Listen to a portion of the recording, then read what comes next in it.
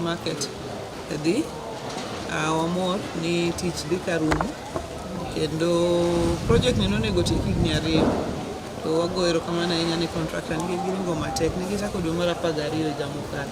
Sani koro giwacho ni dwe mar 12 ni onego bed ni gitieke mondo ochakore dwe mar 1 to minewa mauso rech e paya obi mondo ochak uso koni. Koro nwabiro mana cheko ni tich dhi nade, wamor gi kaka tich dhi kendo ni tich dhi rumo gi dwe mar 12. Kawuono bende en chakruok ayanga mar ndalo ming'iyo 16 days ming'iyo go weche mag gender based violence, sexual and gender based violence.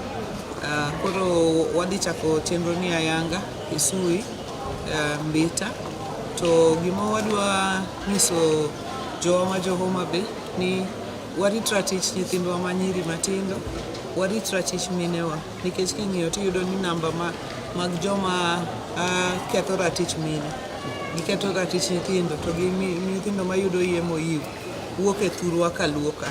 Koro wang'iyo ane ni ere kaka wanyalo duoko gigi piny. Mae mbaka mobro goyo e ndalo 16 miluongo gi kizungu ni 16 days of activism.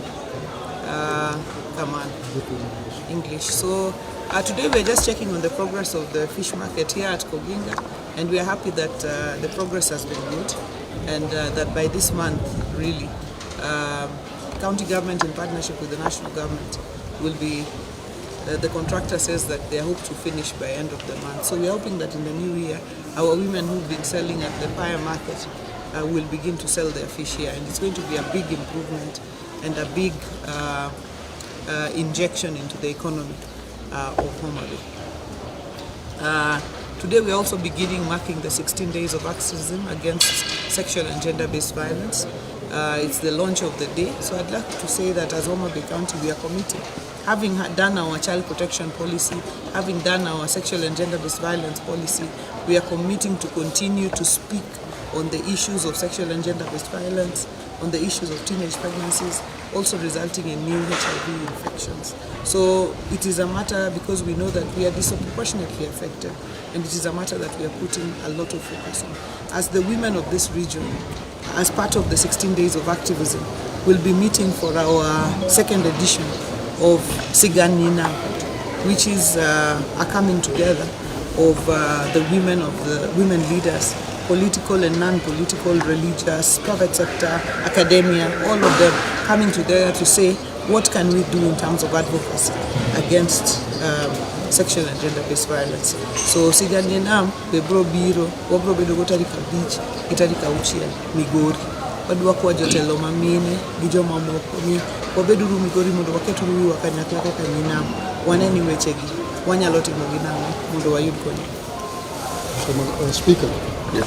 Machigi ni yochi weta kaka speaker marubira. Nonto mwana kwa nyaba na ulipaka mega mwisho kulecha na trade. Kanini hiko lima chalona hapo? Chupenyime MCS vetting process. Well, I go here to command from Her Excellency the Governor. Her Excellency the Governor for the confidence that Musebe the Gokuma Mwasiti for the Nyaka Nywa Chakti. To Kakuneyo ne Samano Manyokoracha. No one to know the team service to the people. Just hold where the change for what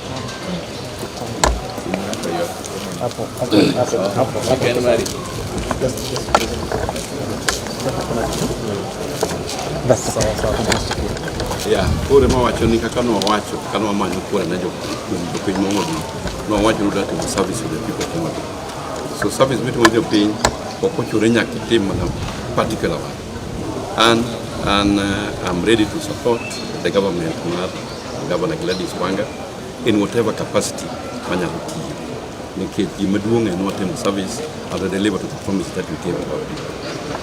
And sani, anung'eyo an personally an ja siasa. To siya ma siasa na ema ng'eyo pi mang'iyo nime magoya bal. So tich mare CC mare trade industry mane governor nominated man Bedecha. Bonero Kamano to the era and the confidence that he has. But apparently the best job that I can do to the government is to assist her in other areas. But I want to promise that we will make sure that we work for the government of Homabay and to the people of Homabay to the best that we can. Yeah. Just briefly, anything? Yeah, first of all, I want to thank Her Excellency the Governor for having confidence in me. And we have worked with her very well as a Speaker of the County Assembly of Homabay for the last 2 years. And yesterday, at the end of Friday, she nominated me to be a CEC member in charge of trade, industry, tourism. But as you know, when we were looking for votes in Homabay, we promised to work for the people of Homabay, that is service delivery. As Julius Gaya, I'm better known as a politician, and that's where I can do best. I want to promise the people that I want to work with the governor in whatever capacity that she'll give me, where I can excel in terms of performances. And therefore, I've talked to the governor and we've consulted. I'm not going for that position because that is where this place is where I feel I can do better than being a CC member. Governor, do you welcome the decision of former Speaker? Thank you very much. First of all, I want to thank the Speaker. The Speaker has been part of the Genoa team. We worked together, we sought votes together, we have moved together. He led the assembly without any scuffle. Homabay Assembly before, people were scuffling and fighting. But when the Speaker took over leadership, as the father of the house that he is, he led the assembly for 2.5 years without a single day where we had MCAs who were fighting or pushing and pulling.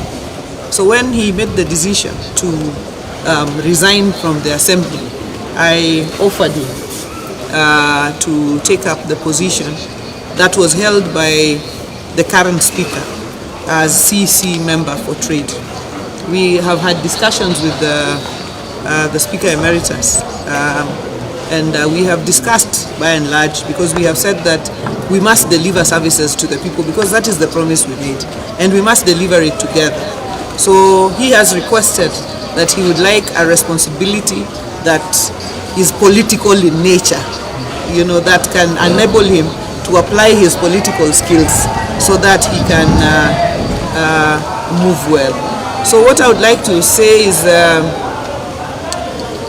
because I have had, since inception of my government, Gaya Nicholas as my political advisor, but he has since moved to become a sub-county administrator, and therefore I will be bringing on board the Speaker as my new political advisor from now moving forward, because that position has been left vacant by Gaya, who has moved to become a sub-county administrator.